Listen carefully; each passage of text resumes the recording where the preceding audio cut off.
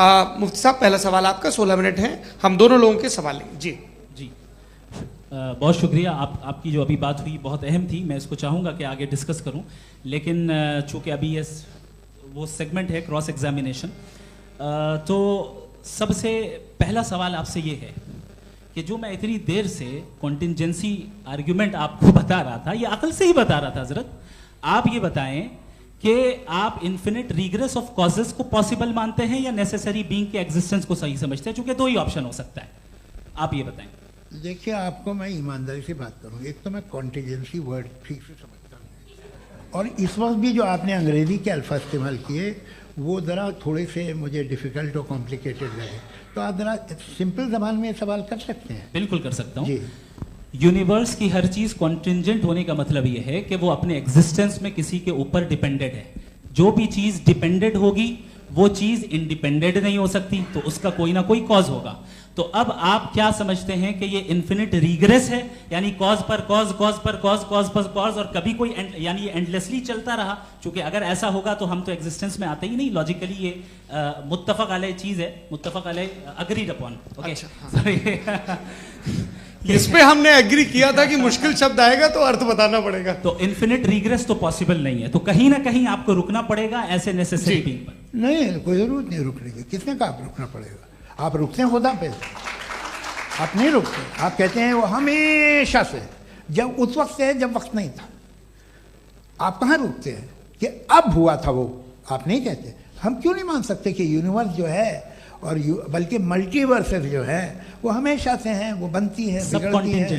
एक हमारे यहाँ एक चीज़ है ब्लैक होल, वो समेट लेता है वापस, फिर ब्लास्ट होता है, फिर फैल जाता है।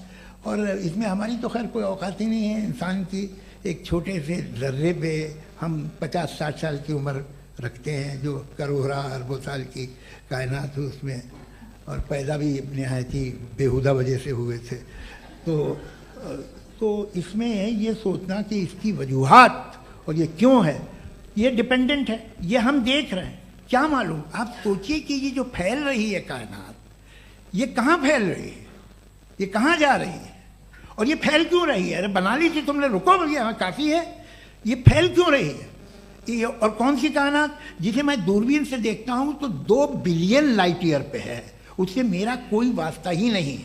2 बिलियन ईयर यानी अगर मैं 80,000 माइल्स पर सेकेंड से चलूं तो 20 करोड़ साल में वहां पहुंच जाऊंगा। इसकी ज़रूरत क्या थी? ये दुनिया, ये कायनात तो इंसान अशरफुल मखलूक़ात के लिए बनाई गई ना। तो ये सब ये टर्म समझ में नहीं आया, इसमें कोई ख़ास समझने वाली बात थी भी नहीं। ये जो अल्टीमेट कहा यह जाता है कि ये जो पूरी यूनिवर्स है, ये जो दुनिया है, ये इंसान के लिए बनाई गई। अच्छा, ये सब इंसान के लिए। क्यों साहब, सही है ना? बिल्कुल, लेकिन इसका ये मतलब नहीं कि किसी चीज के पीछे रीजन आपको नहीं पता तो रीजन नहीं है, इसे कहते हैं नहीं, मुझे नहीं पता, लेकिन मेरी जिम्मेदारी नहीं है। वो बिल्कुल सही कहा था उसने, बर्टन रसल ने। आपने उसे मजाक में टाल दिया कि भाई आप एक दावा कर रहे हैं, मैं क्यों कहूं कि ये गलत है दावा? आप प्रूफ कीजिए, मेरे पे जिम्मेदारी ही नहीं है, मैंने थोड़ी कहा है। आप प्रूफ कीजिए कि ये सही है। आप आर्ग्यूमेंट ऑफ कंटिंजेंसी का जवाब ही नहीं दे रहे हैं। पूछना चाहेंगे? आप सवाल पूछना चाहेंगे मुफ्ती साहब से? क्योंकि ये क्रॉस एग्जामिनेशन का दौर है। आप जैसे पहले बोल रहे थे फेथ को लेके कुछ, मैं ये पूछना चाहूँगा कि खुदा ने जो भी रेवल्यूशन किए हैं, एक मज़हब के नहीं बहुत से मज़हबों में किए हैं, अलग अलग रेवल्यूशन है। कहीं कुछ एक बातें हैं, कॉन्ट्रडिक्शन भी है आपस में, कहीं कुछ आप कर सकते हैं, कहीं कुछ नहीं कर सकते। ऐसा नहीं है कि सबकी कोड ऑफ मॉरल एक है। तो ये किस्सा क्या है? अब आप ये देखिए कि मुझे कभी कभी लगता है कि जो फुटबॉल फाइनल होता है, लाखों लोग होते हैं, फिर वो टीवी कवर कर करोड़ों लोग, अगर उसमें खुदा की एक बूमिंग आवाज़ आ जाती, मैं गॉड हूँ, तो सारे लोग अभी सुन लेते और टीवी पे भी सुन लेते, किस्सा खत्म होता। ये इतनी राजदारी क्या है कि तुम सामने कुछ तो सबूत दे दो हमें सॉलिड। ये कह साहब ये यूनिवर्स कैसे बनी, इससे मसला क्या हल होगा? मैं पूछूंगा आपसे खुदा कैसे बना? क्यों नहीं पूछूंगा कैसे बना? बल्कि वो तो कायनात से कहीं ज़्यादा इंटेलिजेंट है, कायनात से कहीं ज़्यादा कॉम्प्लेक्स। जी वो हमेशा से है, आप कहेंगे मैं मान लूँगा। अच्छा दोयम, वो कादिर मुतलक, यानी कादिर मुतलक का मतलब ओमनीपोटेंट, वो जो चाहे कर सकता है। आपको नौकरी दिलवा सकता है, आपकी अच्छी जगह शादी करवा सकता है, आपके पड़ोसी का मुकदमा हरवा सकता है, आपको जिता सकता है, सब काम करता है। थोड़ा सा माइक क्लोज जी। वो इस दुनिया को चला कैसे रहा है, ये दुनिया कैसे चल रही है, आपको इस पर हैरत नहीं होती? या क़यामत के बाद कभी एक जस्टिस होगा, जब ये बच्चा मर चुका होगा जिसकी धज्जियाँ उड़ गई बम से, इसको इंसाफ मिलेगा तब? अच्छा, अब जवाब दूं? हाँ जी, दीजिए। मैं वही इसीलिए आप की तरफ सबसे पहले आपने रेवलेशन और स्क्रिप्चर्स की बात की, इस पे मैं बात कर सकता हूं लेकिन आज नहीं करूंगा चूंकि वक्त कम है, कभी और इस पे डिस्कस करेंगे। मैं तैयार हूं उस पे भी बात करने के लिए। ये क्योंकि अभी हमारा से topic- राउंड 2 की भूमिका तय हो रही है। Does God exist round 2? जी, चूंकि आज गॉड के एग्जिस्टेंस पे बात है तो मैं उसी के रिलेटेड जो है आपके सवालात को एंटरटेन भी करूंगा और मैं भी पूछूंगा। आपने कहा कि आपने साबित ही नहीं किया, जबकि आर्ग्यूमेंट ऑफ कॉन्टिजेंसी बुनियादी आर्ग्यूमेंट है। आप मुझे कॉन्टिजेंसी का मतलब बताइए, आपका मतलब क्या कॉन्टिजेंसी? कॉन्टिजेंसी का मतलब यह हुआ कि हर वो वजूद जो किसी भी चीज का पाबंद है, हर वो वजूद या हर वो चीज जो अपने एग्जिस्टेंस में किसी भी चीज के पाबंद है और उससे बाउंड है, उसको उसकी जरूरत है, उस पर डिपेंड करती है, तो जाहिर सी बात है कि उसका कोई ना कोई कॉज होता है। ये तो अक्ल की बात है, ये आप रीजनिंग की बात करते हैं, मैं वही कर रहा हूं। दूसरी चीज आपने ये बात कही कि इतने बिलियन लाइट ईयर्स दूर है, उसका मेरा क्या लेना देना। फिर मेरे ख्याल से आपको ये नहीं कहना चाहिए I think therefore I am an atheist. आपको सोचना चाहिए, सिर्फ आप एक लिमिटेड दायरे में रहकर नहीं सोचें बल्कि बाहर निकलकर सोचें। आपने तीसरा सवाल किया, आपने 2-3 सवाल एक साथ किए। ऐसी बातें ना कीजिए, कुछ लोगों को इतराज हो जाएगा आप पे कि आप कुछ भी सोचिए, ये इजाज़त आपको है नहीं, मुझे है।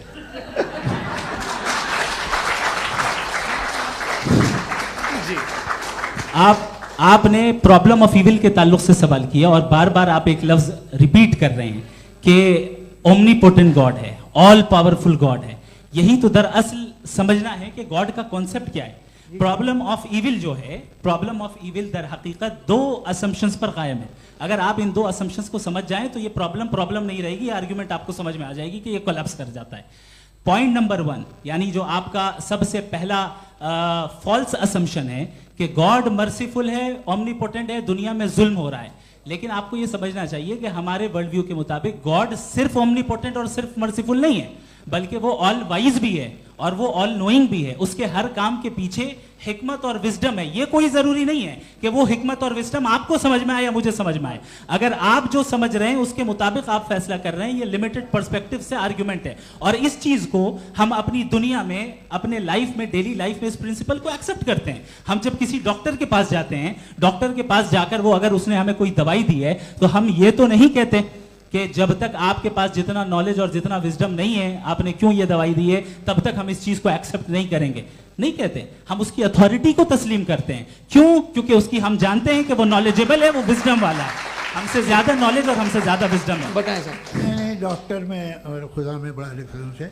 डॉक्टर पढ़ा लिखा होता है एक, तो मैं उसकी बात सुनूंगा। दोयम ये नहीं, कुछ जवाब तो ये भी नहीं है सर आप प्लीज, ये आ आप जाइए, अगर चलिए। सब ऑडियंस से बोलने लगेंगे तो हाँ। फिर मतलब नहीं सिविलाइज्ड बहस का। मतलब आप ये कहें कि चूंकि आप डॉक्टर पे बिलीव करते हैं इसलिए खुदा पे बिलीव किए, क्या ये मिसाल आपको समझाने के लिए। आर्ग्यूमेंट है, इस पे आपको एतराज नहीं है। तो सिंपल बात ये है कि मैं अगर ये यकीन कर लूँ कि एक ओमनीपोटेंट, उसकी मसलहत है, ये जो बच्चे मर रहे हैं ये मसलहत है उसकी, मुझे नहीं चाहिए इसकी मसलहत। उसकी मसलहत नहीं, यही मसलहत तो क्या समझना है। मतलब एक्सपीडियंसी। अच्छा, इस आपने अभी मेरी बात पूरी सुनी नहीं। मैंने कहा आपका पूरा आर्ग्यूमेंट 2 फॉल्स असम्पशंस पर है। एक फॉल्स असम्पशन मैंने बता दिया, दूसरा फॉल्स असम्पशन ये है कि इस दुनिया में इविल के होने का कोई गुड रीजन नहीं है, जबकि हमारे पास बाज रीजंस मौजूद हैं, हमारे पास बाज वजूहात मौजूद हैं। अगर इस दुनिया में इविल ना हो तो आप गुड को डिफाइन कैसे करेंगे? अगर जुल्म ना हो आप इंसाफ को समझेंगे कैसे? अगर तारीकी ना हो तो आप लाइट को समझेंगे कैसे? बहुत अच्छे। अभी और सुन लें, अभी और बाकी है। ये तो बात बहुत पसंद आई साहब मुझे कि जब तक रेप ना हो तब तक औरतों की इज्जत का ख्याल आपने मेरा जवाब पूरा सुना ही नहीं। जब तक के बच्चों का कत्ल ना किया जाए तब तक आपको बच्चों की मासूमियत की इज्जत है। आपने पूरा जवाब सुना ही नहीं। क्या बात है, क्या आपने नुक्ता निकाला हुआ? आपने पूरा जवाब सुना ही नहीं। आप सुन लें, मेरी बात सुन लें। ये मैंने आपको एक चीज बताई। दूसरी चीज, इस दुनिया में हम आए हैं टेस्ट के लिए, हमारा टेस्ट हो रहा है और हर इंसान का अलग अलग अंदाज में टेस्ट होता है। और इस दुनिया में अगर ईविल मौजूद है तो वो ईविल जरिया है हमारे अंदर ह्यूमन नोबल क्वालिटीज को डेवलप करने का और अलग अलग फील्ड में प्रोग्रेस करने का। और अगर हमारे अंदर और इस दुनिया में ईविल नहीं होता तो बताइए टेस्ट का मतलब क्या होता? अगर मैं अपने स्टूडेंट को एमसीक्यूज दूं और उसमें सिर्फ राइट आंसर लिख कर दे दूं और कहूं तुम्हारा टेस्ट हो गया, ये मीनिंगलेस है। इस दुनिया में अगर हम टेस्ट के लिए आए हैं तो जाहिर है गुड एंड ईविल दोनों मौजूद है। तो अगर गुड एंड इविल दोनों मौजूद है तो ये इविल भी खुदा का बनाया हुआ है? जी हाँ, खुदा का बनाया हुआ है। लेकिन अच्छा, चलो अच्छी बात। जी बिल्कुल, तो बिल्कुल खुदा ने बनाया। अभी तो ये है कि जो मेजॉरिटी है दुनिया में वो इविल है, तो ये खुदा एक्चुअली इविल के साइड पे लग रहा है मुझे। बिल्कुल भी नहीं, मैं बताता हूं। मेजॉरिटी में तो वो है।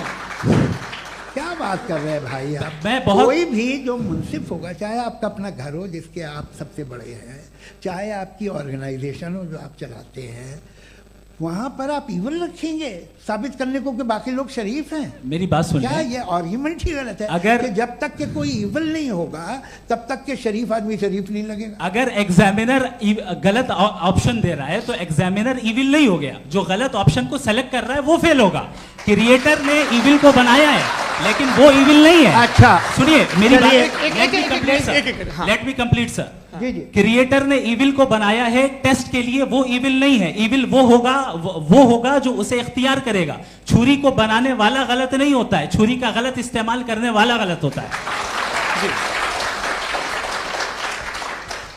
रेप को कैसे गलत इस्तेमाल करते हैं? रेप इंसान के फ्री विल का नतीजा है। ये रेप कैसे गलत इस्तेमाल होता है? ये मुझे अब सुन लें, अब सुन लें। गलत इस्तेमाल होता है। हाँ मैं बता रहा हूँ ना, रेप कैसे गलत इस्तेमाल? मैं बता रहा हूँ जी। कि जो इविल इस दुनिया में मौजूद है उसके कई सारे तरीके हैं। एक तरीका इंसान का अपना फ्री विल है। अब अगर कोई रेपिस्ट रेप कर रहा है तो इसका गॉड का कसूर नहीं है, वो अपने फ्री विल का गलत इस्तेमाल कर रहा है, उसको सजा मिलनी चाहिए। अच्छा। और उसी के लिए जहन्नम बनाई गई है। ये फ्री विल का भी बड़ा चक्कर। आप जब कोई बुरा काम करते हैं या कोई बुराई होती है तो ये कहा जाता है कि ये फ्री विल है। 7 billion free wills are moving on this planet. 7 billion free will. और एक आदमी अपनी फ्री विल से मुझे कत्ल कर दे तो मैं खुदा की मर्जी से मरा हूं कि इसकी फ्री विल की वजह से? मेरी मौत खुदा के हाथ है या ये फ्री विल वाले के हाथ है? खुदा ने फ्री विल का निजाम बनाया है और उस निजाम का गलत इस्तेमाल करके कोई आपको मार रहा है, इस्तेमाल करके मेरा कत्ल कर देता है। अब मेरी मौत का जिम्मेदार कौन है? वो इंसान जिम्मेदार है। वो इंसान। जी। तो ये कहना कि और उसको सजा मिलेगी।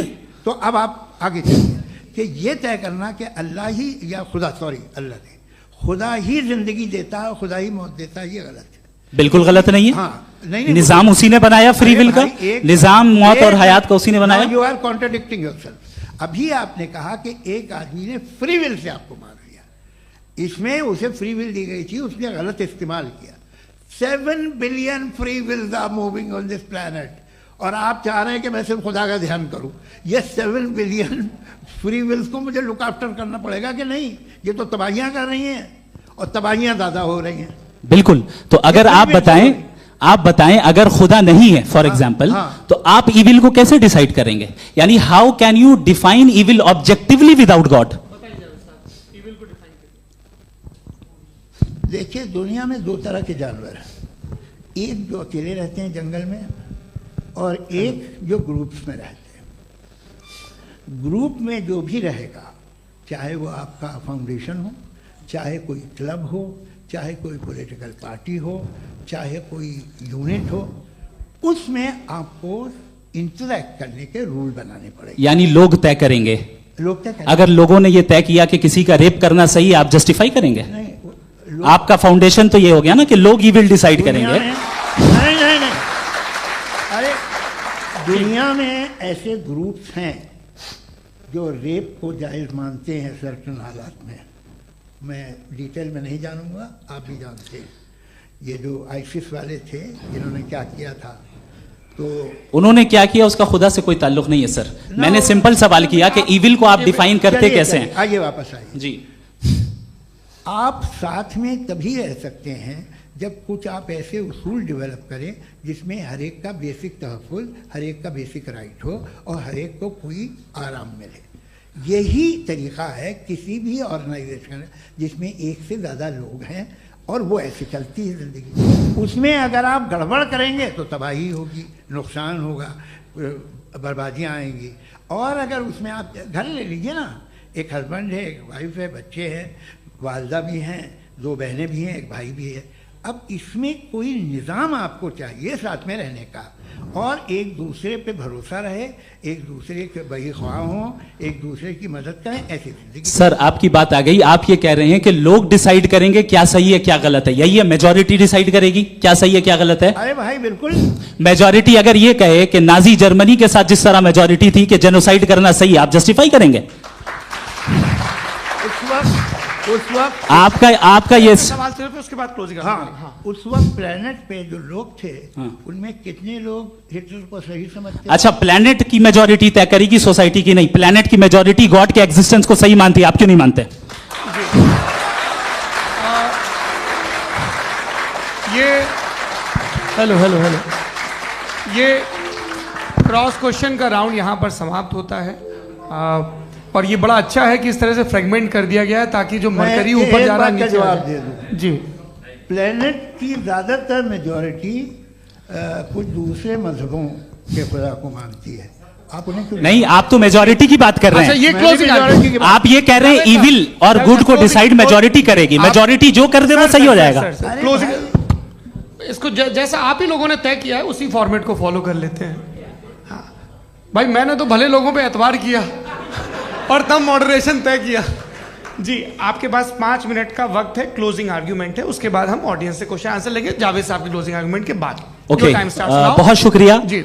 हमारा जो टॉपिक है डज गॉड एग्जिस्ट, मैं इस पे इतने एकेडमिक तैयारी करके आया था, मुझे था कि मैंने सोचा था कि कई सारे मैं आर्ग्यूमेंट्स दूंगा, लेकिन वक्त की भी किल्लत और जावेद साहब बार बार इधर उधर चले जा रहे थे तो उसको भी थोड़ा एंटरटेन करना पड़ गया। डज गॉड एग्जिस्ट पे मैं एक ही आर्ग्यूमेंट दे पाया। आर्ग्यूमेंट्स बहुत हैं और डेफिनेटिव आर्ग्यूमेंट्स हैं, और मेरे आर्ग्यूमेंट को किसी एक राउंड में भी इन्होंने एंटरटेन नहीं किया और रेफ्यूट नहीं किया।